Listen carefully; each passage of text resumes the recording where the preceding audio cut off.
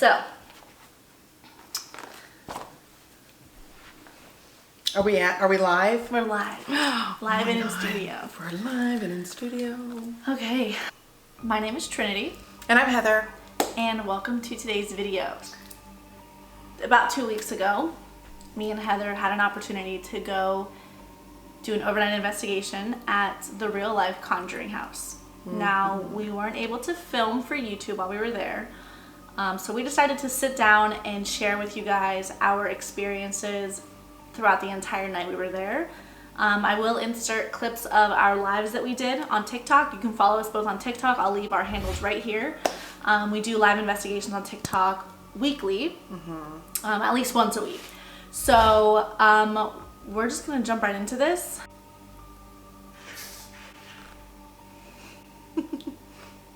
What was that? It was my spray thing.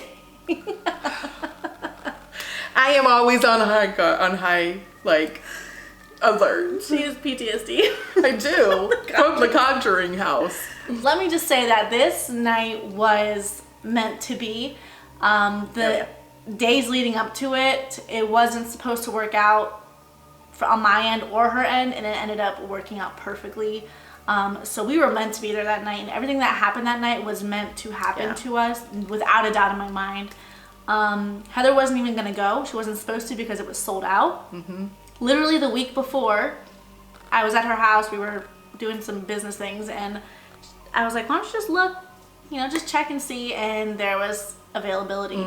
So she booked her ticket, her flight. We planned the entire trip up to Rhode Island and Connecticut in like a half hour, and a week later we made our trip up there.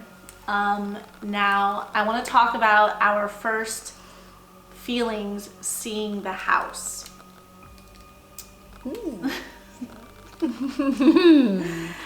Well, I think you captured it pretty well on film, Yeah. okay? Because she had cameras at us. That's it. That's it? That's it. Did we pass it? Yeah. Is every little thing is gonna be alright. Oh my god. Okay. Well, at least we're close to the door, so if we're gonna run. Seriously. But the thing of it is that the entire day, well, really for a week ahead of time, I'm researching about the real family, the Perrin family that was there. We are excited. She has been researching it for years. Like this was a build up. So here we are, and we're driving to the house, and y'all, you have to realize that this is not like in the city, where there's a lot of people. We are literally like in the back roads, a very hilly, this area that we don't know, and it's dark. It's been raining. It's just really, really eerie, and we're both really quiet in the car. Did you notice that? Like we were really quiet in the car. Well, we were really excited first. Yeah. It was a half hour from our inn that we stayed at in Connecticut, and the house is in Rhode Island. So those states are so small that you can make that trip within a half hour. Yeah. So we get in the car and we're like, oh my god, we're going to the Conjuring house. And then 20 minutes later, when I turned off the highway, we were like, oh my god, we're going to the Conjuring house. And I have it on video. You can see us. We're both just like in a daze, looking out the windows, like what did we do? What is this? And then it was silent, pure silence. It was just becoming so real. It really was. We both know, we don't know when we're going to arrive. We're just driving, following the GPS, and any minute we're going to arrive at this house. And so, honestly, we passed the house, turned around, and we were like, and in that moment, I'm thinking, what in the hell have I gotten myself into? I was really thinking, like, what did I get myself into? Like, this sounded so great, beforehand, and now I'm starting to panic. Yeah. There was like a huge shift in the energy in the car, and then we pull back up to the barn and just to silence. Like there was nothing. I think we let out a little giggle, both of us, but there was no. I never went to an investigation and just been so quiet like that. I'm always amped up and ready to go. Like we're so excited when we get there. We show up and we're like ready to rock and roll. We pulled in that driveway, silence. Not a word was spoken until the car was in park, and then we were just like, there it is. It is. There it is. When we turn in, and like immediately you see the barn, which a lot happened. There were two deaths that we know of. A lot of activity goes on in the barn. We weren't able to go in the barn, honestly, because of bats, and we have a big history with bats. They flock to us. But the first thing we see is a flashlight of them like calling us in. It's like, oh, it's real now. This is real. And you turn the corner, and there's the house. There it is. And all the pictures you've seen and the videos that you've seen, and there it is. It was wild, don't you think? Yeah. You know, I mean, I'm not the bravest person. I guess I can say I'm pretty brave after You doing play your role yes. very well. Thank you. On the team. Thank you. I appreciate my role. Heather is known on the lives for her soothing and calming voice, her motherly instincts. She is the one that is known to yell at non-paranormal things, but be completely calm and serene in the middle of chaos that is happening. When it's actually happening. Yeah. No kidding. Yes. It's so true. It really is. And it is very interesting going into it, because we do both play a part. Now, we are both mothers. But me being significantly older, sometimes I can feel a strong presence of children, and sometimes I wonder if they don't sense that grandmotherly kind of, you know what I'm saying, in me. And we'll get to why I think that. Something happened at the Conjuring house of why I think that. But yeah, you're right. You're right about that. You're right about it. But it's so true. But it's easy to be on edge because you never know what's going to happen. Yeah. So we get out of the car, and first of all, the entire time before we got to the house, I was very anxious about the number of people that were going to be there with us. Yes. I couldn't stop asking and like talking about it, because we were doing like a group investigation. It was Ghost Hunts USA 13 event, so you can check them out. I didn't know it, but they only take 13 people. But before that, I didn't know.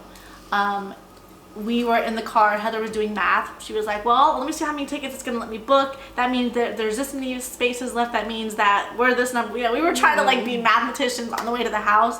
And we were freaking out because it let us book 28 tickets. A lot. It let her book 28 tickets. And I was like, oh my God, what if there's only 30 spots and we're the only two going? You know? And there was like a part of me that really wanted to be just us two. But there was a bigger part that didn't want that because of our energy. Yes, because of what always happens with us. I didn't know that. You are so brave. Like, you really are. Like, I mean, I'm learning to be more brave, but you go right into things. So I kind of, I don't know. I think that you really would have, not now, but you would have enjoyed. I think so too. Being just us with the other I feel like after being there already, I would go back by myself, but I would love to go back with just me and you. Yes. Nobody else there. Like, now that we know the house, we know this, like the rooms, you know, it's not a unfamiliar space. Right. And you know, honestly, Trinity, is that that would be wonderful, because you guys, the more that you spend in a space, okay, we have a weekly investigation that we do 2 nights a week on the weekends, and we have people that come with us, and what we have found is that the more that we do this investigation, the longer we do it, the spirits that are in there, they do get familiar with us, and they do get more comfortable showing themselves to us. And so I can only imagine if we were to do this again, or even yearly, that we would get amazing results. I mean, look at what we got the first time. I think that it would be absolutely amazing. They would get more familiar with our presence. Yeah. And I think it would be good. Yeah. We get out of the car and we are counting how many people are there. And then there was us in the driveway, one of the workers, and then a group of 4. And I was like, is this everyone? Is this it? And he's like, no, there was a couple more people inside. I was like, okay, cool. So we head up into the house. I think I was in front of you. Oh yeah. I was. You were in front of me, but I didn't know anything until my foot hit the floor. I was behind another group, and we walked in. The first room you walk into is this one of the living rooms, because there's like two technically. There's Yeah. like a sitting room There- and a yeah. living room. But there's like Yeah. multiple of each rooms. It's a big area, big house, big area. Yeah. So we walk into the first room, and then there's like a fireplace and the couch and stuff. And, you know, we walk in, and you just get smacked right in the face with like the realization of where you are and the energy of the place. Absolutely. You know, we walk in, and you're just like, whoa. And I remember walking in, and I was more concerned about other people's reactions than I was about mine or Heather's. Like, the group in front of us, I was like looking at them and like reading their reactions to them being in the Conjuring house, because I was like, is anybody else feeling what I feel? Like, is anyone else like scared a little bit, you know? And so nobody else seemed to like care. So then I looked back at Heather, and Heather was making her way over the threshold, and like she just had this freaking look on her face, like she was just like, oh my god. Listen, the minute my foot hit the floor, because I'm just following Trinity, y'all. I'm just following her. We're doing this. It's done. And this is an all-night thing. The minute that we go into the front door and my foot hits, and I know I am actually inside the Conjuring house right now, and action, like it's on. But what was so interesting to me is that it was almost like the air was thick. The energy was so strong. We are both empaths, and so we can completely feel out of a room, and we can feel that immediately. That's when I knew, okay, all right, Heather, you better bring your game face, and you better be ready for anything that's happening, because we do a lot of investigations, but this was our really our first all-night investigation in a place together like this. And so it was like, okay, let's, you know what I mean, let's go and let's do this. And you know, it did not disappoint. So anyway, when we get in the house, what I found interesting is that with you and I being empaths, we both walked into the room, and neither of us spoke for a good minute. We were really just checking out the area. You were checking out the people. I was not. I was feeling the energy of the room, the space, the spirits that were there, the energies that were coming through, because it really was, you know, we both felt that immediately walking in. Without question. It was thick. It was thick. You know, we've talked about this before, but when you go into a space at any point, any given time, and this has happened to us on an investigation, it doesn't always happen. It's completely organic, and you can't force it. You can't make it. Our objective is to find actual evidence, actual truth. And so when we go into a space, we're just hoping that it will deliver. We're just hoping that something happens and that we can maybe put this puzzle together. Mm-hmm. Don't you agree? Yeah. We didn't want our hopes to be up, because everyone knows the story of the Conjuring house. Like, this place is booked for the next year and a half. Right. You know, like, we didn't want this night to be wasted. And so like before you get there, you're just kind of like, you know, I don't know about you, but I was definitely thinking, like, I really hope something happens, because we had thousands of people in our lives watching that were waiting for stuff to happen. You know, we had everyone that was amped up for this, ready to watch this. We didn't want to let people down, but we didn't want to let ourselves down as well. And like Heather said, as soon as you walk in there, like, you know, like, right away, like, it's about to be one of those nights. Mm-hmm. You can just tell from the energy. Oh, yeah. We walk into the house, we're, you know, walking around a little bit, and then they usher us into the dining room. Now, I remember you having a shift in energy because of it bringing back things from your childhood, because you grew up in a very, very actively haunted house. Mm-hmm. Absolutely. I grew up in Ohio, right on Lake Erie. The house that we lived in was the oldest town between Lakewood and Vermilion, which, if you're familiar with that area at all, you know that this which is weird because we're both from Ohio, and we're we met down same area in Ohio.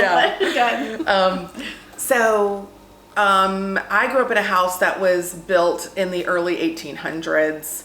And so with it being so familiar in the way that the structures were built, my house that I grew up in was incredibly haunted too. But there were so many things about that house when I stood in the dining room and we were standing there checking in and things like that. It really, really was like I was going back in time. And also, you guys, the real Conjuring story that, you know, there was a spirit in there that was so strong in this room that one of the daughters, there were 5 parent daughters, sisters, and the one would never go into that area alone. And this kept, all the podcasts that I listened to and all the things that I had read, this was a major thing that happened. The dining room was exploding with spirits back in the 70s. So I knew standing there, I'm standing in the space. All of this stuff I've researched and read about, it happened right here. But it definitely did bring back memories of my childhood. We had only been there about 5 minutes at this point. We had just walked in and just basically walked in and took a hard right and went straight to the dining room so we could sign in, hand in our papers, you know, business things.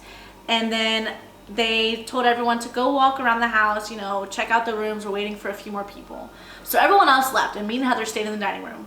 I don't know why we didn't go anywhere else. We were just like standing there, and one of the other ladies who was there, it was a husband and wife team that were in charge of that investigation that night. She came into the dining room, the wife did, and we started talking with her about the house and things like that. And I asked her about the ovulus. So I had been waiting to put my hands on the ovulus for so long, and I didn't know where to get it. And then she was like, why don't you come over and I'll show you how to use it. And we're like, okay. So we go over into what would be the sitting room, the seance room, if that's what you want to call it.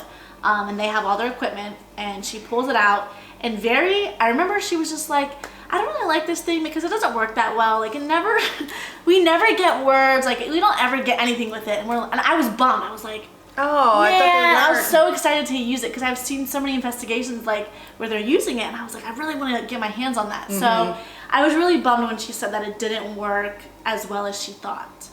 So she thought. She was actually pretty adamant that it's a waste of time. Yeah. Like this was her energy, and she is a wonderful, I absolutely loved them. Yeah, but she is a very experienced paranormal investigator. She's a ghost hunt everywhere, all over the country. So when she's telling us this, we're really believing her, and rightfully so, because she was telling the truth that it had not really happened or really worked for them. But this girl right here had been wanting an ovulus for so long. Like this was her number one. When I can, we're getting it. We got to find it, and it is tricky to find. But she was you're right. She was like adamant that it does not. Yeah, work. It doesn't work. We only get like 1 page of word, Right. It's just saying how it didn't work. And so she proceeded to show us like the different things it does. It has looks like a sonar map. I don't even know, like all this other stuff. So for those of you that don't know, an ovulus is a device that uses a word bank for you to, it picks up on the energies around you to form words of what the spirit could be communicating with you. It's not always exactly what they're saying, but it could be a really useful tool if you do get an answer for things that you're asking. You can have a word on a screen to look at instead of listening on a spirit box, that kind of thing. So she's showing us how to use it, and me and Heather have our backs turned to the living room that you first walked into. We're actually just like this. Yeah. We're standing like this, and her name is Julie? Yes. She was standing right here in front of us. The living room was behind us. So the door we came in, the first room was behind us. We were facing the dining room area. And we're sitting here talking and talking. Let's replay it. So here's Julie with the ovulus, and she's like, yeah. And I'm going like this and like trying to pay attention, but I was like fidgety. And I kept looking and looking behind me. And then clear as day, you hear boom, boom, boom, boom. And like I'm turning around. At this point, I'm all the way around like this. And I'm like, Heather. And Heather's turning around, and we're all looking. And then Heather turns around. And I see out of the corner of my eye a man walking through this room. And I'm thinking it's Terry. Honestly, I am. So that when I thought it's one of those moments where you go, well, did you hear that? Oh yeah, it's just Terry. Like we have those moments, right? That's really the moment I thought we were kind of all having together, because it was no doubt all three of us were like, whatever. And so I see that, and I think it's Terry walking through the living room, because it wasn't a direct, I didn't I wasn't looking like this, I saw it this way. But yeah, that really got me. And so I really think that we're all three just kind of gonna go, oh, and that Julie is it Julie or Julia? Anyway, that she was about to say, Oh, that was just Terry. You know, like that's what I was expecting for her to say, but she didn't. And when she looked at us, and she literally froze. She goes, "Do you guys hear that? Did you hear that? Did you?" I'm like, "Yeah." I said, "Yeah. That wasn't Terry." He was like, Yeah. I literally was. It wasn't Terry, and we were all like, you know. Yeah, and so we weren't filming at this point, or we weren't live or anything, but I do have the aftermath of that happening. I'll put it right here for you guys to see. That was clear as day. Yeah, thank you. Thank you. I literally thought there was like 2 people walking there. No doubt. Yes. I thought there was a group of people over there walking. Yes. That's awesome. What a way to start the day. We didn't even start yet. We do.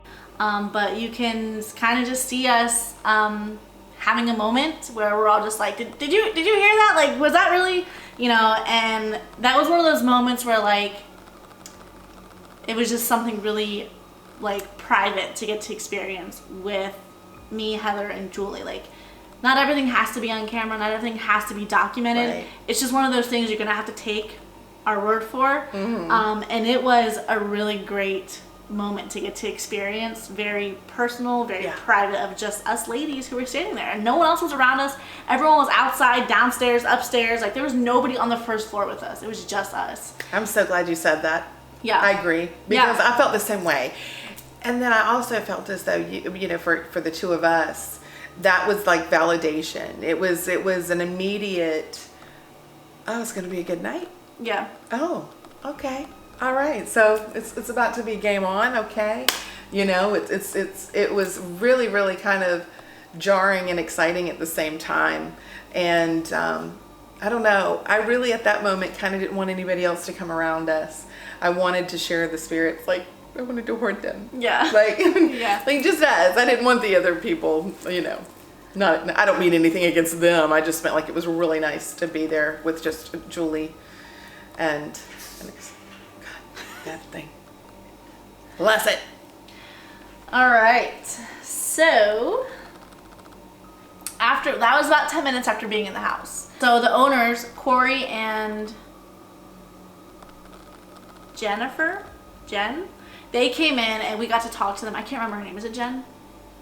I can't remember. I think it's Jen. They actually came in and they answered all of our questions. We got to talk to them. They're the current owners of the house. And then after they were done talking, they took us all into the merch room where they have all their merch and stuff. And while everyone was in there, I was like, Heather, let's go look at the house real quick. And so we go upstairs, and again, not filming or anything. We're just walking around the house. We go upstairs, and I turn the corner, and right around the corner is the attic / birthing room, boarding room, whatever they call it. And I turned the corner. I didn't even make it up the stairs. I was just like leaning forward and like looking around. Yeah. And clear as day, I saw this little head peeking out from behind the wall in the attic, and like it really, really quickly like pulled itself back in. But there was like a lag of a shadow behind it, and like it was like I was watching it in slow motion, and like the head moved and then the shadow moved with it. I don't know how to really explain what I saw. I ran right back down the stairs. Well, she tells me, honestly, right away was turned around ready to go. And as she's going down the stairs is telling me what she just saw. And like these stairs, you guys, you have to realize this house was built in 1690. And so the staircase is just a small little staircase that goes up. It's really, really small. All of them in the house are really small. And she was like, okay. And then you got down to the bottom. I get down to the bottom, and we're like taking a moment, and I was like, all right, let's go back up. So yeah, she was just like, okay, let's go back up. I pull out my phone this time, you know, just in case. And, you know, we go back upstairs, and I have that on video. Like, I love having like those random moments on video because it's just funny to look back on. And so I put my phone out first and looked at my phone from around the corner because I was so scared.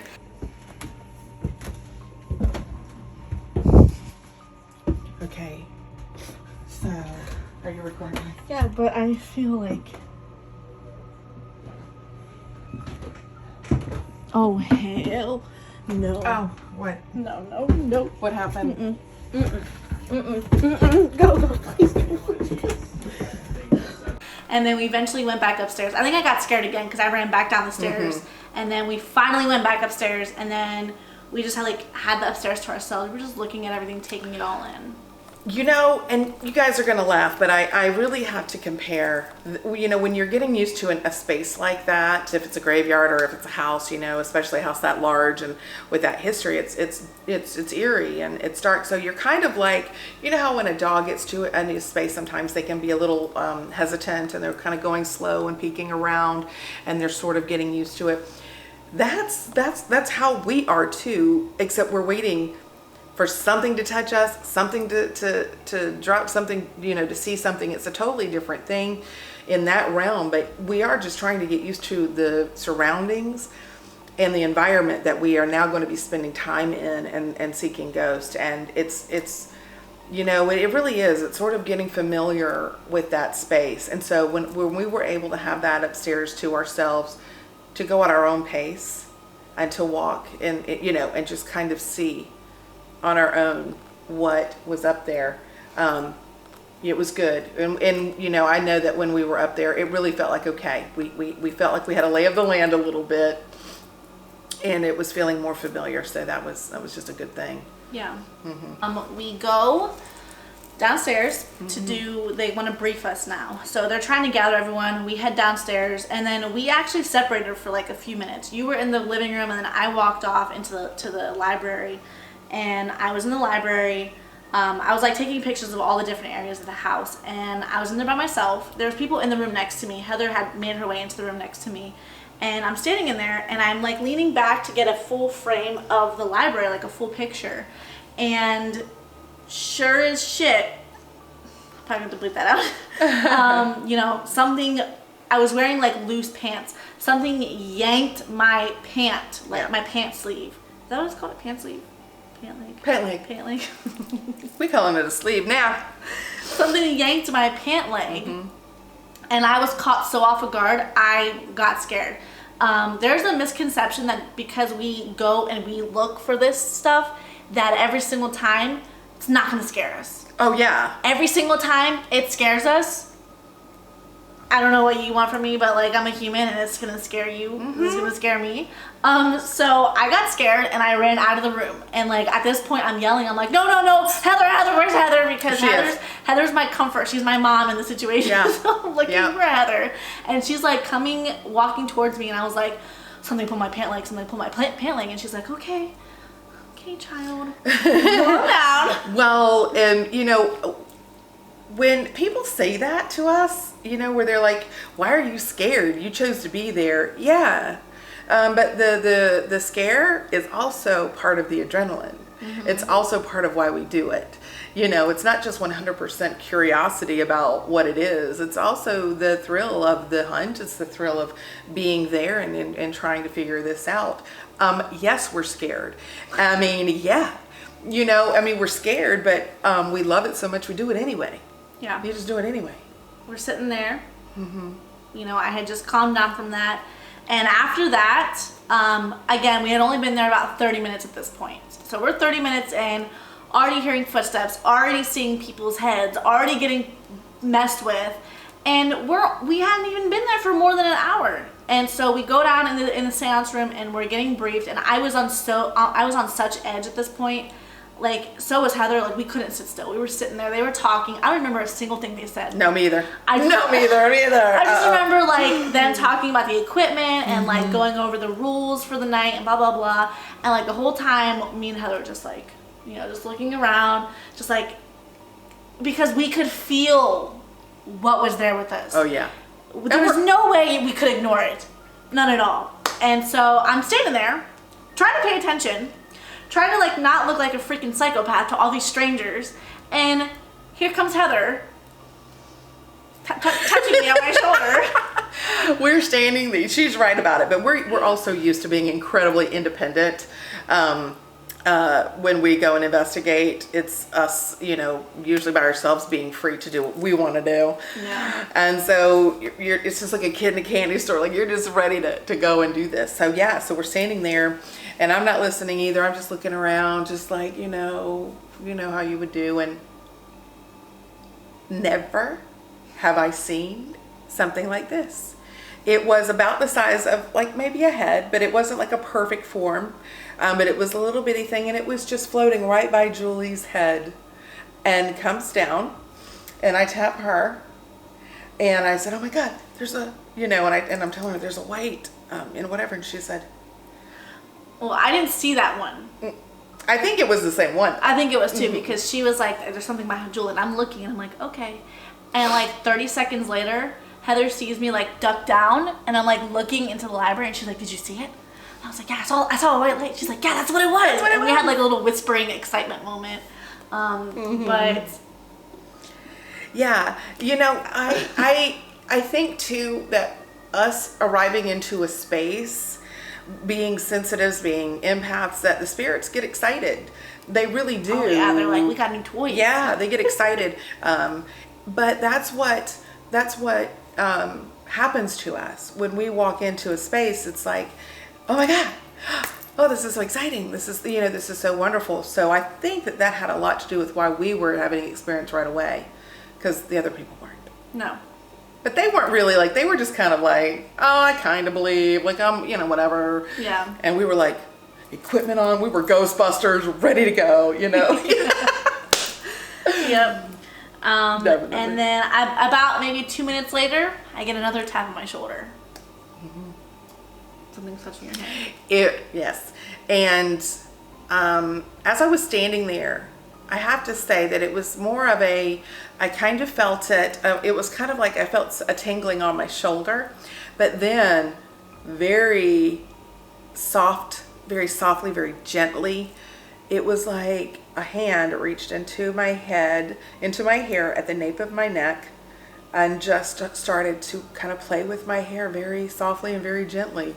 And I said, it's playing with my hair, it's playing with my hair. I didn't want to move.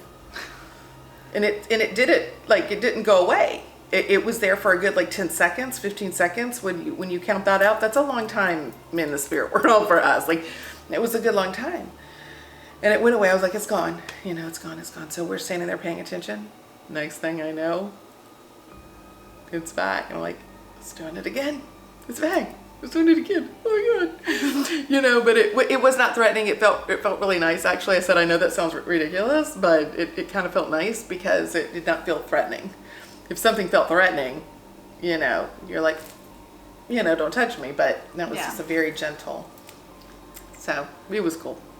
That was how we knew that those moments are exactly how we knew the night was going to go. But we were not prepared for what was going to happen. Nope. So, no, we weren't. We start off the night doing a big group investigation. There was 11 of us total, well, 13 including Julie and her husband Terry, because 2 other people didn't show up. There would have been 15, but there was only 13. So there was 11 guests, and then Terry and Julie who were there working the event. Yes. So they want to do a group investigation for the first hour or so. So we go upstairs into the master bedroom. Well, we split off into groups. So me, Heather, and I have like 4 other people are in the master room with Julie, and then the rest of them are in the next room, the middle room with Terry. So I started my live at this point. Julie pulled out the REM pod, and we're just putting things out. There's cat balls, and then before we even start asking questions or anything, the cat balls are going off, the REM pod in the stairwell is going off, and it was just like boom, boom, boom. Like we didn't have a chance to like breathe or like process what was happening. It was immediate. Yeah. So then after everything calms down for a minute, then Julie's like, let's introduce ourselves. So we go in the room, we introduce ourselves, and then Julie starts asking questions, and I had the Ovilus in my hand, and immediately it's just spitfiring words. Names. Names and like weird words. Right and away. I remember Julie, I was thinking in my head, like, Julie said this doesn't work. And it's just like boom, boom, truck, Ida, Frank, blah, blah, blah, And Then we're sitting there and Julie said, she said, I felt a cold breeze. At the same time, I said, it's hot in here. The Ovilus says 80. Heather pulls out the thermal gun, points it in my direction, not at me, but in my area, and the reading goes right to 80. And so I don't even remember like everyone's reaction to this. They were really quiet. You know, me and you. They were very quiet. Yeah, me and you were over there like, I'm like, you know, and I was sweating. Like there were sweat beads on my forehead. I could feel it. It felt like how you felt when you have a fever. Like you have like a little bit of cold chills, but like up here it's hot. Like the outside of your head feels hot. Right. And Heather's holding the thermal gun and she's just shouting out the numbers. 86, 81, 73, 75, 77, and then it goes up to 90. And it's 70 degrees outside. Yeah. It was a cool autumn north night. And so it shoots up to 90. And I'm still sitting there and I was scared. Like I think I was too scared to like move. And I'm like telling Heather, I'm like, it's really freaking hot. It's hot. It's hot. And then she's like, but I'm not going to move. I'm not going to move. And I would take the gun and move it and it would go down and go back to her. And I'm saying like, I was like this, you guys. It wasn't like I was like, you know, on her person. And still she would have had to have a fever for it to go that high anyway. But I'm just like this. And the entire area around her it was so hot. Like it was just on fire. But what got me is you're sitting there and you were being very stoic because it was hot. It was hot. It was, you know, on my hand holding the gun near her. But at that moment, that's when the RAM pod went off, right? On the stairs. there was a few times. Because it was right, that RAM pod was going off, but it was right around, that all happened kind of around the same time. You know, and it was intense. Incredibly intense. I'm sitting in a rocking chair. She's on the floor. You know, the lights are out. I want you guys to just think for a second how it feels to be in the Conjuring house with the lights out. It's insane. It's insane. And you're sitting there and you know that she's being messed with because she absolutely was. And so we're just trying to go, okay, we're going to stay with it. We're going to stick with it. And then it got to be too much. Yeah, I jumped up and I'm going to insert all this here in a second, but like I jumped up and I was like, I got to move. And the only place, it was like fight or flight kicked in and I wanted to leave the room and I ran straight for the staircase. Yeah. And then I remembered the REM pod was going off and I turned right back around and I was like, I don't know where to go. And I ran back to the other side where the window is and I'm like spinning around because I didn't know if Heather got up to follow me because it was pitch black. Yeah. I didn't know who was around me. And so then I worked my way back over to where Heather is. She didn't leave. She was still sitting in that chair. And she said the temperature dropped. It left with me. We come with respect. It's hot over here. It's We hot. just want to talk to you, maybe find out who you are. Yeah. That's weird. What you did in life. 80. Ball go off again. Yeah. 80, it's Sin? jumped up to 81. What? It just said 80. Yeah, it jumped The up to Ovilus. now 83, 73. It's hot over here. 79, 73. I'm feeling a cool draft. No, I'm like sweating. It's hot over She's here. sweating. That's why. And this thing said 80. That's why I brought it over here to her, and it jumped right up to 81. You're sad? It's dropping. Well, 74, 75, 73. Wow. Crazy. That's intense fluctuation. Do you guys feel any like cool air? Here, It says Tesla 81. We're at 81, right? 82. writing. Right here, 83. This thing isn't on either. 82. My hand got hot. Are you over here by me? 87. 87? It's going crazy. 87. It's hot. It's going from like 74 90. to 89. 90? 75. Now it's at 90. She's I'm sweating. moving. I'm moving. She is in, Wow. Now see, do you feel the draft? No. Sit here on the floor. Not 90. I don't know where to go. well, Yeah, it's like, yeah, no, my hand is burning it's, out. I'm sweating. Like, now it's at 73. How are you over there now? Is it following you over there? I just feel like, Look, she's gone and it's down. Yeah. It dropped. Well, I didn't follow you honestly because I wanted to see how the moment was going to play out, how this all was going to happen, right? And I knew you were going to stay in that space, and just to kind of see how this was all going to play out was very interesting to me. But also that the temperature went down immediately. The minute that she stood up, it went down. And I mean, it was wild. So then she says, okay, well, I'm going to come back and sit down because the thermal gun has gone down. And she sits back down. And it was hot. Again. Then Terry is hearing the commotion. He comes in and he's like, can you both come over here with me? And he wanted us to go into the very far room, the room we were in when I saw that head. He wanted us to go in there by ourselves. He wanted to see how it was going to shift if we left that room. Right. So we went into that room, and Heather stood in the doorway. I went into the room and sat in the chair, and she was still scanning with the temperature, and I still had the ovulus, and like things like the temperature was like wasn't as hot, but it was definitely fluctuating. It was like a heat wave. It would like come and go and come and go, and then we started hearing tapping and like ticking in that room, and like very, very distinctly, like tapping on the walls. That's what it sounded like. And well, I wanted to say something just super quick. That room was, you noticed that I stood in the doorway for a good long time. yeah, There was something in that room. That was my one room in that house. I would have rather had been in the cellar, in the basement. Any other space in that house I would have rather been in except for that room. And I don't know why. It was so strong that I wasn't brave enough at that moment to go any further into the room. I was standing right in the doorway, and I was just holding it out because I just didn't have the courage yet. That room, there was something happening so strong in that room that I couldn't. And I'll tell you, she sits down, because she sat down in like, it was like a futon chair, whatever they call them. And immediately, I mean, it was ready to see you. It was ready for you to be there, and it just didn't miss a beat. yeah. Another lady that was there, one of the guests, she goes into the attic space to do her isolation, and me and Heather are still in this room, and then her friend comes into the room with us. Now Heather is in the middle of the room. Yes. And were you in the room when I heard the hissing, or were you still in the Yes, doorway? I think I was in the room. I was still sitting on the thing. I'm going to play all that for you right now. But I was sitting in the thing. We were still in the pitch black. So everyone on my live was just listening to everything. I mean, we couldn't see. We were just listening too.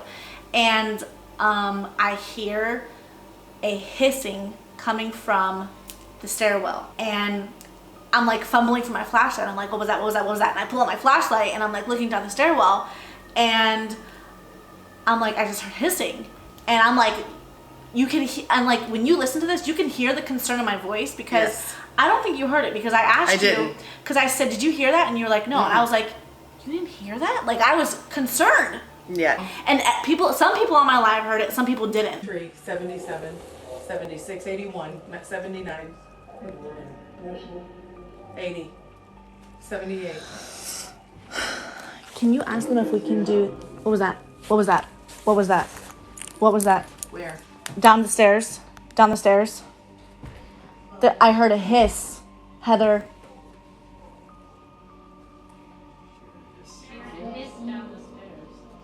You didn't hear that? Temperature's dropping. Heather, you didn't hear that? No, I didn't. I heard that in there. Like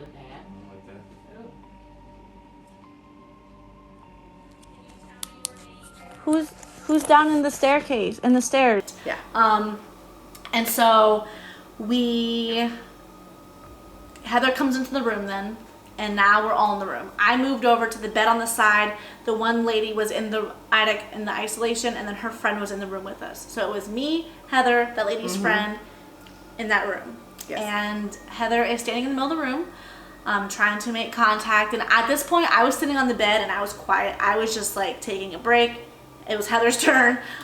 So you know how I was talking earlier about, when you have that motherly or grandmotherly feel to you, it's a really good thing, because children are not very trusting, especially when they're frightened because they haven't crossed over.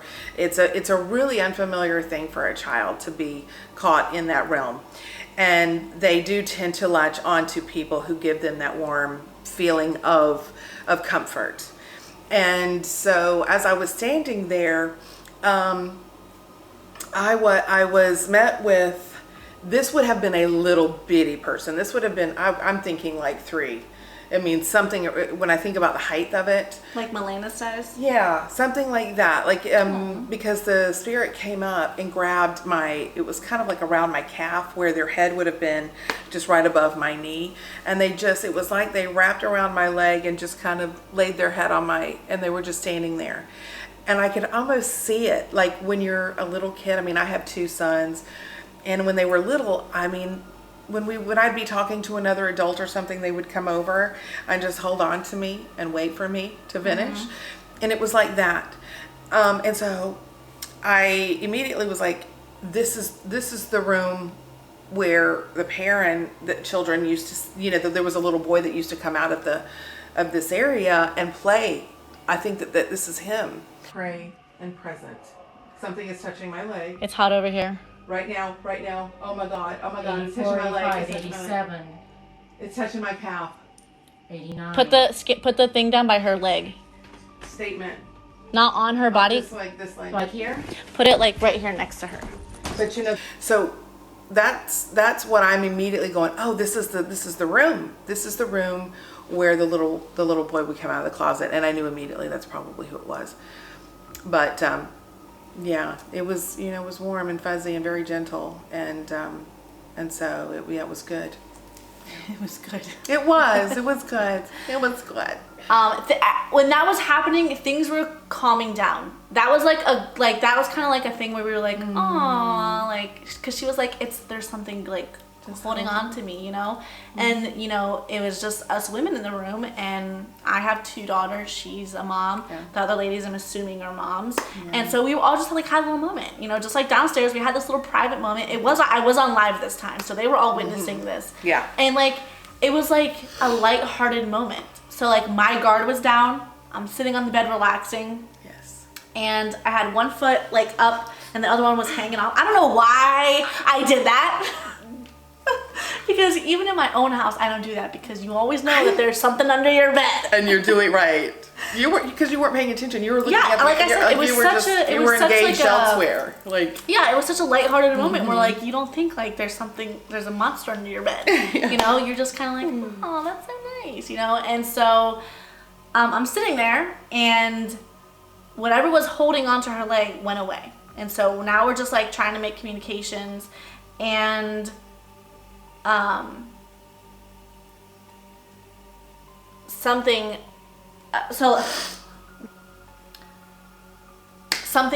from under the bed, I'm assuming, pierced my ankle, and it was the kind of piercing like nails or something, just squeezed my ankle. And I never moved so quick in my life. She did. I jumped off that bed, and my feet didn't even touch the floor. I was on the other side of the room. I was laughing at her. Okay, later, not at the time. I was not laughing. But later I said, girl, listen, you had springs in your butt, because her feet never hit the ground. She was sitting on the bed, butt to the air, like she went flying. And it was no joke. She was not playing around. She was moving, getting away. It's hot over here. It's so hot. It's hot over here by me. I'm getting that it's like a heat flash. That's what it feels like, Yeah. Out of nowhere, I just feel really clammy and hot.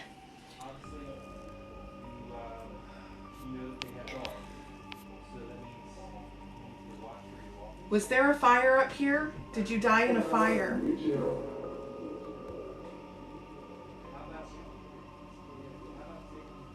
Touching my leg again. Dude, something just...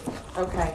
All right. Yeah. At the No, same something time. just grabbed, really grabbed my ankle. Okay, and it touched me at the very same time on my leg again. It Did you just grab her leg? That was not nice. I'm having bad anxiety. Did right you now. just grab her leg? That made her really uncomfortable and really scared. What was that? Riley, are you okay?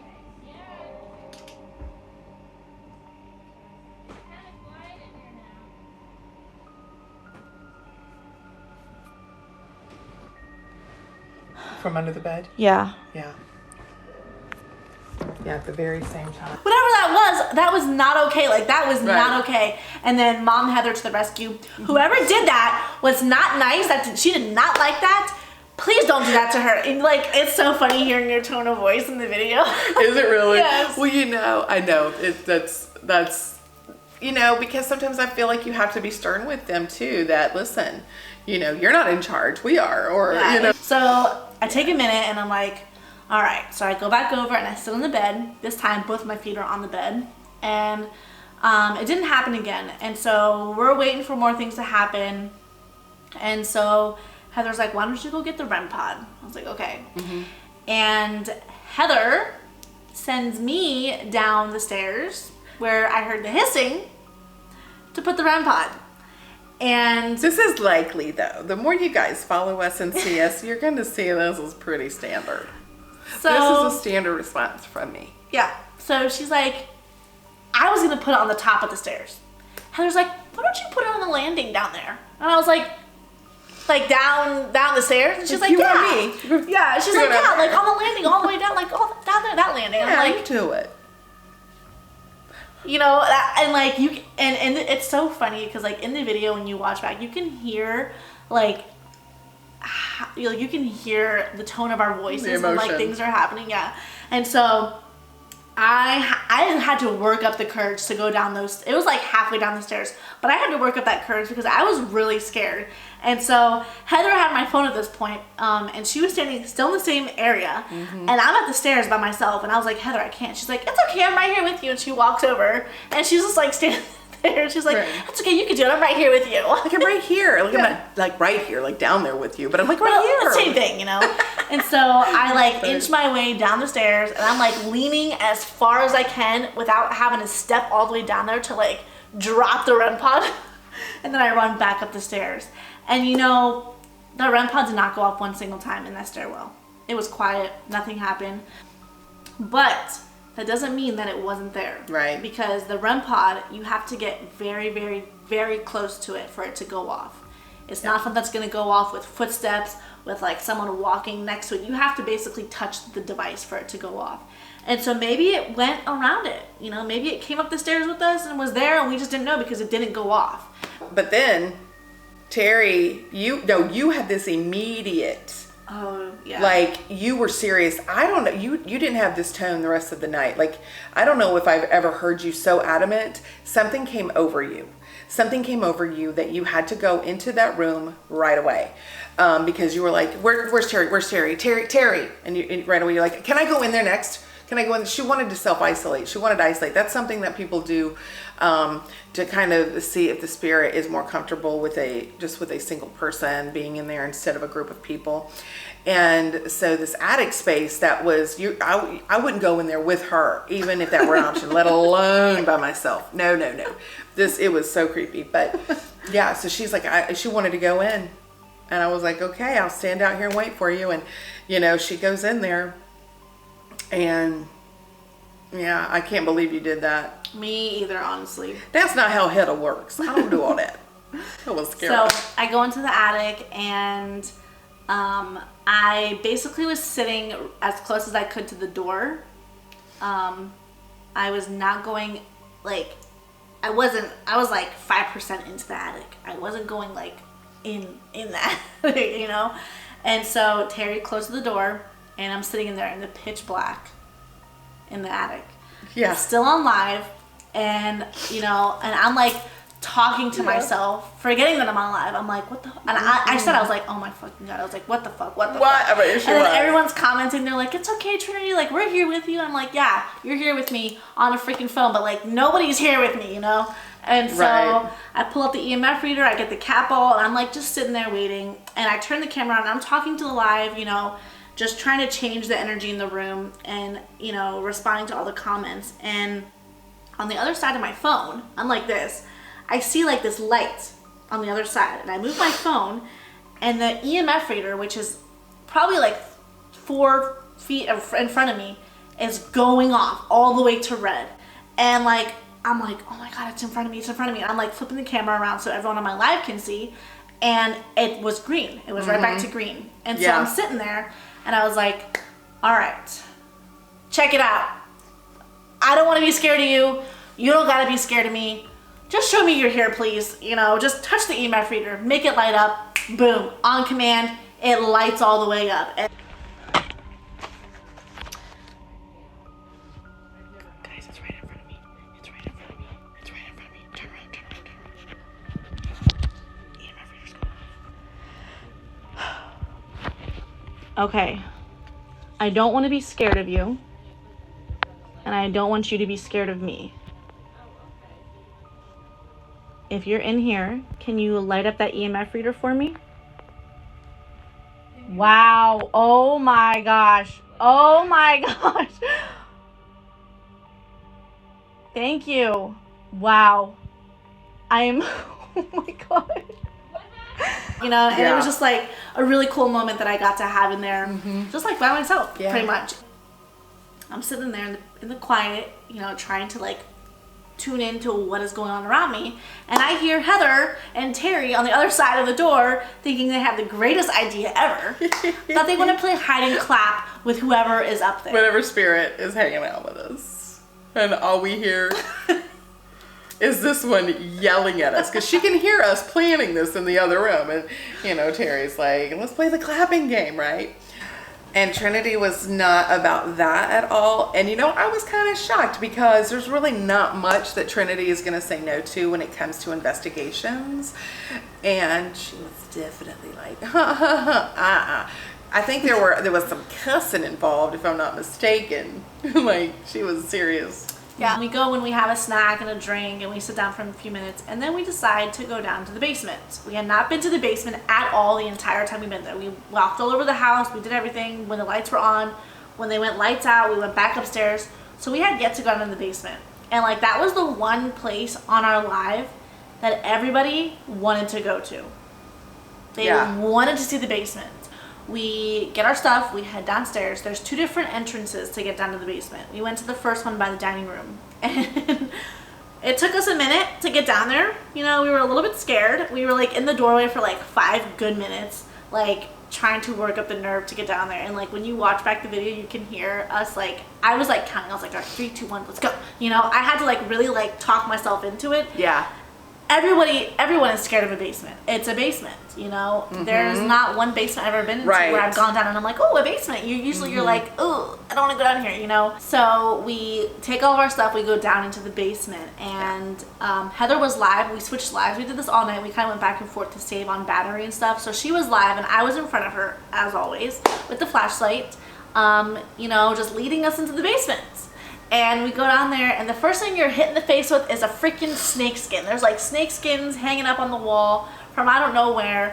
And we're making our way down there, and we turn the corner, and there was just a certain like energy that was on the other side where the well room is. And like, I don't like it over there. I don't like it. And so, and I listen, when she doesn't like something, because she's so super flexible and brave, like there's a reason. Don't go there. If she's uncomfortable, it's a no-go. So we go over there, we go to the well room, and we had no service on that side of the basement.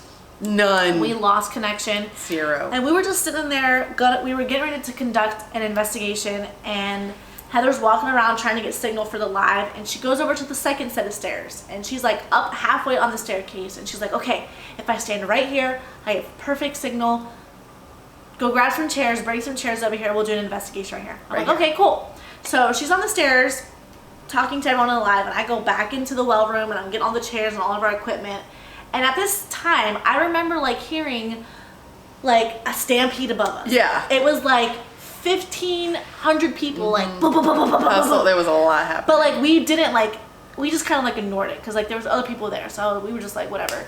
And so then I'm at the bottom of the stairs now, getting equipment ready, and Heather's talking to the live, and like you just hear like everyone talking, blah blah blah blah blah, and then it gets quiet, and you just hear the one lady yell, "It said Trinity!" And like, it was dead silent. Heather turns towards me, and like, you see me at the bottom of the stairs looking up at Heather like this, and Heather's like, Trinity. They just said, Calm as ever. She's like, Trinity. Trinity. It's asking for you. It's asking for you. It's asking That's for you. for you. And come to find out, it actually said Trinity Basement or Basement Trinity. One of the two. I don't know what order. It was the Ovilus. Of Yeah. all tools. The Ovilus? It was the Ovilus. And I was like, oh, it's game on. It wants her back up there. I don't know where Trinity and Let's see here. Yeah, I'm at 8. not Diane. I'm drained on this. Yeah, it really is. It can be very, very tiring. Trinity, it's asking for why you. they were upstairs by themselves. The Ovilus said Trinity. You're lying. No, honey, I Let's wouldn't go. lie to you about that. No, we were in that It middle. said It Trinity. said Trinity. I would not lie to you about that. Let's go. Dude, hold on. Would you- There's a you bunch of want- stuff. There is, And then okay. after it said Trinity, It was really, really active up there when we were there, and it wanted her back. It was connecting with her and wanted her back, and that's all you got to say. I was going to ask you about for you by name. There's some effort to be involved in that. Let's do this thing. And so we did. We headed So upstairs. That was a moment where I almost shat myself. There was some shouting that almost happened. I'm being completely transparent with you. The look on your like, face. Oh my I God. was like, I don't even know You how were. to, like, I was really scared. Now, I want to touch on something real quick. Back in 2013, I had my own demonic attachment that I was dealing with. And I was dealing with that when the Conjuring movie came out. And I remember going to see it in theaters and like relating so much of what I was going through with what was happening to them in the movie. And like that movie was one of the only movies in my life at that time that has ever truly scared me. And that is where and how I started my paranormal journey, was through my experiences and the Conjuring. Okay? So keep that in mind. You know, I had such a love for this movie and for the story, and I'm in the basement and it asked for me. And so in That my was what mind- the scurrying was. That was the whole. Yeah, they were I- running from upstairs. I knew something big was happening. Like something happened. Yeah. You know. They were all coming because they were all the way upstairs with the Ovilus, and we were all the way downstairs in the basement. They were 2 floors up, and you hear, there was like, I think it was the group of 5. Yeah. You hear them all running over and then down the stairs right above where we were standing. So that's the commotion we heard, was them running to find us. We go up into the master room, and we captured my most favorite evidence. Besides my hair thing at the seminary, like this was like, it's just the fact that it happened at the Conjuring house, I think is what like makes it so insane. It is. So we go up into the master room, and we were doing different types of sessions. We were doing EVP, we were doing EMF, we were doing spirit box, Estes method. We were trying anything and everything to communicate with whoever wanted us up there. So we weren't really getting much with like the spirit box. We kept getting the name Ida. We kept getting that name.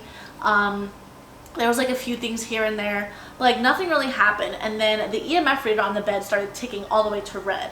So then Heather's like, get the REM pod. So I go over, get the REM pod, and I bring it over and put it on the fireplace. And so we turn it on and leave it there. We're ignoring it. We're just talking.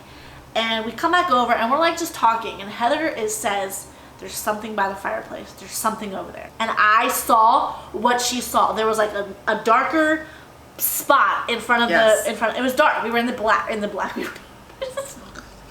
Like we were in the black. we were at the darkness. We were in the dark. So like it was dark, but there was like a darker spot in front of the fireplace. And I was like, oh my God, it's right there. She's like, yeah, it's right there. And so we go over there, and I said, if you want to communicate with us, all you have to do is touch the antenna.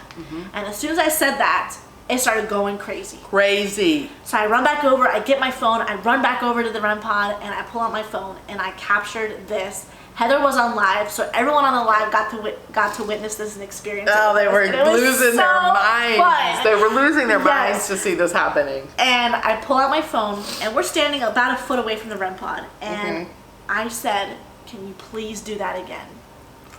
Instantly. The Boom. REM pod lights up. Can you come over here and touch this light for me again? Touch the red light. Make it go off. Thank you. Thank you. I have chills. I me too. I have chills all Thank over you. my Oh body. my Thank God. you. I have chills everywhere. That is amazing. Thank you. Oh my God. Sorry, but I gotta stand close. Like, it was so fun, and like every time I think about it and I talk know. about it, I get like so giddy because it was like, those of you that do stuff like this, you know how important, how significant things happening on command Yes. are, you know? So we were so excited, and that was like the one moment that entire night where like I was laughing, you know, like that was like the only moment where we were just like enjoying it, because all the other time we were kind of scared, you know, Yeah. because like it was like good and bad things happening, but this was like something that wanted us up there. We went up there and it said, hey, thanks for coming, I'm glad you're here, I'm here too. It was me, I asked for you. I asked for you. You know, whoever was there that wanted us there was very clearly there and communicating with us in the best way possible, where everybody could see it happening on live. Like there was no editing it. It happened in front of hundreds of people's eyes and ours. Yeah. And it was incredible. Yeah, after that, we went outside for a little bit. Nothing really happened outside. No, we went outside for a while after that. It felt amazing outside, so by the nice way. outside. Being up north is just, it makes me so happy, especially this time of year. But what happened though, then I started to really come down. My energy was starting to come down. And you have to understand, I'm a night owl. I stay up late working and doing. What I did not expect was for my energy to be so pulled from me because of the experiences we were having as an empath, as a sensitive. You know, it's draining. And we're 5 or 6 hours in at this point. I mean, it was late because we didn't go live until 11:30, and so something like that. I can't remember, but this was late. You know, this was like 1:32 in the morning. I don't know. It was something like that, and I was like, all of that just hit me, and I said, I need to sit down. I need to go and take a break. And it was the first time that I ever felt like the activity around me was draining my energy in the way that I needed to revamp. And so I said, okay, I need to go and I need to sit down. And so I went inside to sit down. She's still on, she gets back on her live, I get off of mine. And I'm just in there talking to Terry. She's outside, you know, on her live for a little while until she comes in. And that's when we're sitting around the table. And he starts telling us about some of the other investigators that come to the Conjuring house. And he talks about a guy named Robert. And as soon as he says Robert's name, the light fixture above us, like, didn't just flicker. It, like, dimmed all the way down and then lit back up. Like, it wasn't like a quick flicker. It was like a, you know? And we all three look up, look at each other, you know, validating that we saw what we saw. Well, that was cool. We saw that. Yeah. Me and Terry are still talking. Heather looks up. And, you know, because I kind of just noticed something out of and I go, look up, and the thing is swaying. Just the chandelier. A gentle sway. Can you move it some more for us? Do you not like Rob? Or do you like Rob? You got like all excited? Hey, you want Rob to come back? If you do, really make that move.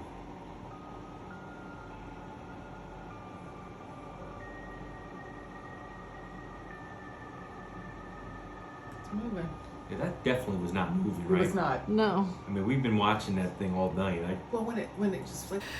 And so I immediately am like, you guys. And so we all three were looking for whatever airflow could have caused that, because truthfully, we want to, you know, discredit. We really do anything that we can, because when we do that, then the things, when truth experiences happen, then we also know them as well.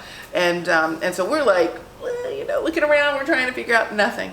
There's nothing. Yeah. So I stood up and I like grabbed the chandelier and I stopped it from moving. I was like, let's see if it'll do it again. So I stopped it. It stopped swinging. I sit down. We're talking. We look back up, and there it is, just swinging again. So, and that was kind of like the ending of our night. It was terrible. That was pretty much the ending of our night, you know. After that, we were just like, you know what, we've seen it all, we've heard it all, we've done it all. we're ready for bed because the next day we had a big day in Salem and we wanted to Salem. get some sleep. So and get back safely. Yeah. Those are dark roads. yeah. And it was pouring rain. Pouring rain, 5 Yeah. in the morning, and so it was like, let's go. We needed to get some rest. Yeah. You know. So we left, went back to our inn, our haunted inn that we stayed at, which we'll do another video talking about that. We go back to our inn and we got some sleep, and then the next day we woke up. We got like 4 hours of sleep. We woke up in the best moods ever. We're like, we did that last night, you know? And I just want to say, like, I'm so glad I got to experience that with you. I know. Of all people. You know, It was I have had wonderful. I friends over the agree. years who have come investigating with me, and there is not a single person that I would rather have done it with than you.